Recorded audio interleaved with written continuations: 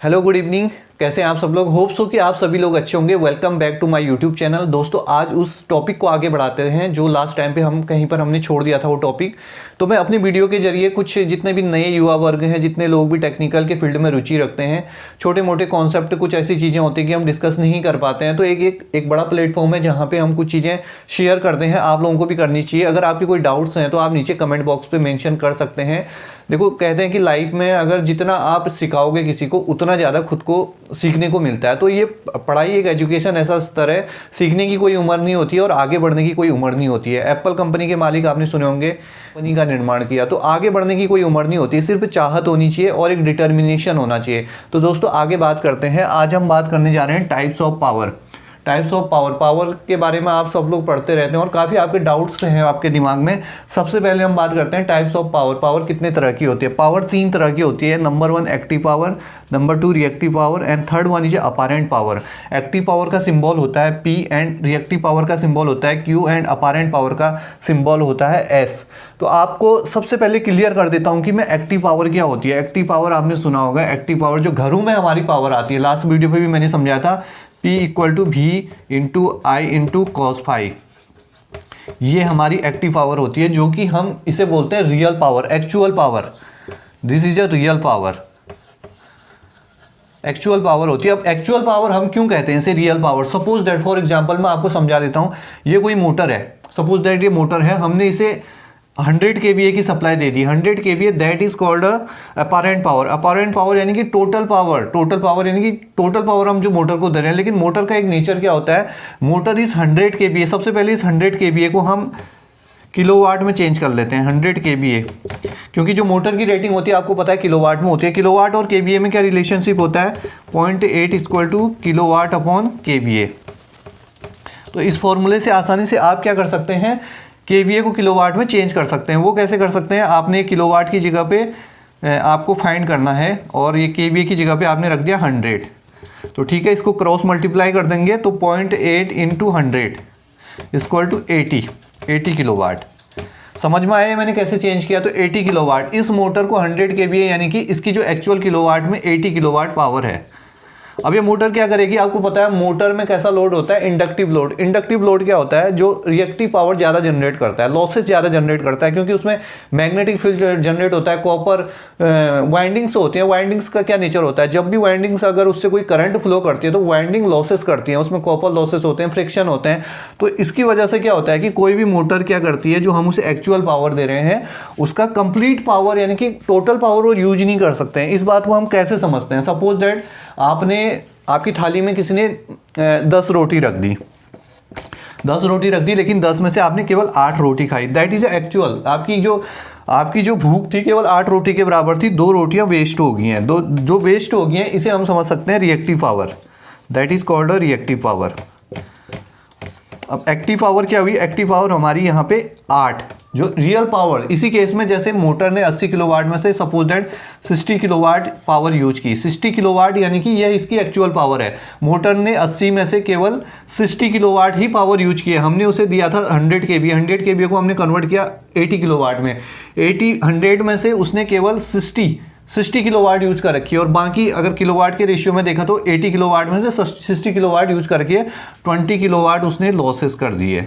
Losses is called is that is a reactive power. तो हमारी actual क्या power होती है कि जो भी मोटर या जो भी इक्विपमेंट अपने को रन करने के लिए जो टोटल एनर्जी यूज करता है, that is called a active power. और रिएक्टिव पावर जो भी उसने लॉसेस किए, लॉसेस यानी कि जो मैंने बोला कि 20 किलोवाट उसने यूज ही नहीं किया, that is called a reactive power.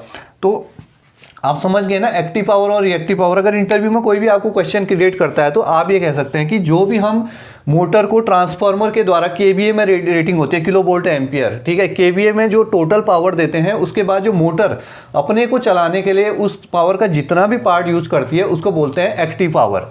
ठीक है, ये चीज़ क्लियर होगी आपकी। उसके बाद मैं क्लियर कर देता हूँ, third one is apparent power. That is called a total power. That is total power, कितनी पावर हमने दे रखी है। जैसे मैंने बोला अपैरेंट पावर, सबसे पहले अपैरेंट पावर का फॉर्मूला क्या होता है, S = P + Q। That is called P is a active power, active, and this is Q is a reactive. तो अपैरेंट पावर यानी कि S, apparent power, active power और रिएक्टिव पावर का जो योग होता है सम, उसे बोलते हैं अपैरेंट पावर। ट्रांसफार्मर से जितनी भी सप्लाई गई हमने, मोटर को कितना दिया 100 kVA जो supply the, this is a total power, this is called apparent power.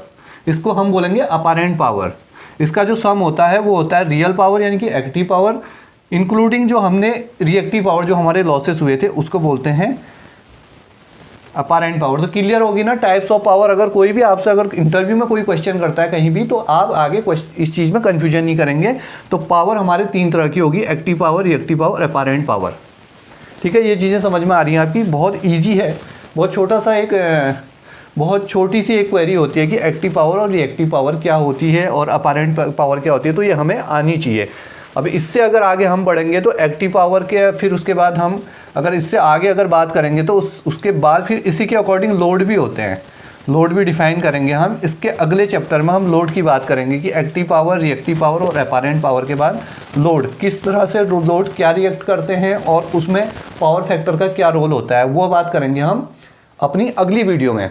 तो दोस्तों, आपको ये वीडियो कैसी लग रही है अपने कमेंट से ज़रूर मुझे बताइएगा। अगर आपकी कोई क्वेरी होती है आगे तो further let me know, let I will try, मैं अपनी ओर से बेस्ट कोशिश करूंगा कि आपके सारे डाउट्स क्लियर करूं। तो दोस्तों, ज्ञान ऐसी चीज़ है ना जो बांटने से बढ़ती है। मैंने पहले भी बताया था, ज़िंदगी में एक स्टेज ऐसी आती है जहां तक आप तजुर्बे से आगे बढ़ते हैं, लेकिन एक समय के बाद आपको आगे बढ़ने के लिए नॉलेज की ज़रूरत होती है। तो कभी भी एक एजुकेटेड जो पर्सन होता है, जो एक पढ़ा लिखा शिक्षित व्यक्ति होता है, वो कभी किसी की गुलामी नहीं करता है। गुलामी इंसान अशिक्षा के कारण करता है। तो इसलिए आप अपनी नॉलेज का अच्छा यूज कीजिए, चाहे दुनिया आपको किसी भी तरह से देखे, कुछ भी सोचे, व्हाटएवर। लेकिन एक जो पढ़ा लिखा इंसान होता है वो हमेशा कॉन्फिडेंस में रहता है, कॉन्फिडेंस में रहता है। तो आपको शिक्षित होना बहुत ज़रूरी है। शिक्षा का कुछ ऐसा अमाउंट, कुछ शिक्षा तो समंदर है, जितना आप विशाल है, किसी से भी सीख सकते हैं और सीखने की कोई उम्र नहीं होती है। तो अपने आप को मजबूत बनाने के लिए हमें शिक्षित होना बहुत ज़रूरी है, तभी हम अपने आप को, अपना अस्तित्व बना पाएंगे। तो सबसे पहले आज की डेट में बस ये इतना ही मेरा टॉपिक था, और ये एक छोटा सा मैंने कोट लिखा है 1929 से 2022। लता मंगेशकर जी आज हमारे देश से जा चुकी हैं ऐसे legend. That lady was a legend for India, India के लिए लेजेंड थी, भारत कोकिला। तो कुछ ऐसा ही करना है दोस्तों। क्यों, आज वो हमारे साथ में से भौतिक रूप से तो चली गई, लेकिन वो अपनी आवाज़ के ज़रिए, अपने अच्छे कामों के ज़रिए हमारे दिलो दिमाग में हमेशा रहेंगी। और लता मंगेशकर जी इस इंडिया में नहीं, विश्व में हर स्तर पे हर लोग उनके फ़ैन हैं। तो कुछ ऐसा करना है लाइफ में, रुपया पैसा कमाना। अगर हम किसी के लिए सेवा देंगे तो पैसा आएगा, पैसा हमें हमारी जो हम सर्विस देते हैं उसके आउटपुट में हमें पैसा मिलता है। बट हमारी पहचान पैसे से नहीं होती दोस्तों। कुछ ऐसे काम होने चाहिए, कुछ ऐसे कर्म होने चाहिए जिनका गवाह केवल ऊपर वाला हो। अब हम हर किसी के लिए परफेक्ट नहीं हो सकते हैं, बट हमारे कुछ ऐसे काम होने चाहिए जिसका गवाह केवल ऊपर वाला हो, जो हम जाने और केवल ऊपर वाला जाने। तो कुछ ऐसी श्रेणी में आने के लिए शायद कोशिश करें कि हमारा भी कोई इसी तरह से, कोई भी अपने वीडियो के जरिए या अपने अभिभाषणों में, अपने टॉपिक में इस तरह के कोट लिखें 1929 से 2022 तक के लिए। लता मंगेशकर जी की आत्मा को शांति मिले। और अच्छे लोग तो हमेशा याद रहते हैं, और अच्छाई का तो कुछ और ही पैरामीटर होता है। तो दोस्तों, कोशिश करें कि हम इस श्रेणी में आएँ, और उसके लिए ज़रूरी नहीं है कि हम रुपया पैसा कमा के इस श्रेणी में आएँ। एक्चुअल जो हमारे पास है, एक्चुअलिटी जो इंसान की होती है ना, वही इंसान को आगे बढ़ाती है। और इन्हीं बातों के साथ मैं अपनी वीडियो यहाँ पे समाप्त कर रहा हूँ, और कोशिश कर रहा हूँ कि बेस्ट से बेस्ट वीडियो आपके लिए लेके आऊँ। थैंक यू सो मच, अपना बहुत सारा ध्यान रखिए।